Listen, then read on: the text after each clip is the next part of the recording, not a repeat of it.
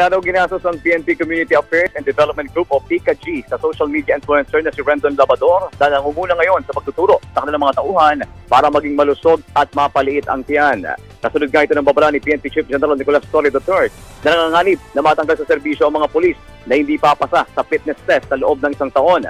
Ayon kay PCAG Director Brigadier General Marvin Saro, nagkaroon lamang sila ng pag-uusap ni Labador hanggang sa maisip nilang pangunahan ito ang fitness training ng kanyang mga tauhan.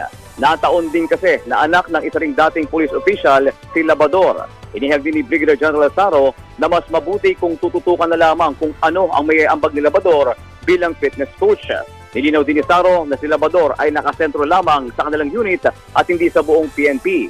Sakali anyang magtagumpay, maaari nilang irekomenda ang kanilang ginagawang hakbang sa iba pang units ng pambansang pulisya. Ngayong hapon, nagtutuloy-tuloy na ang pagpapapawis ng mga pulis sa panguna ni Labador. Kanina nga, nakiusap siya sa mga pulis na simulan na ang pagpapawas ng kanin dahil ito anyang pinakamabisa para mapaliit ang tiyan.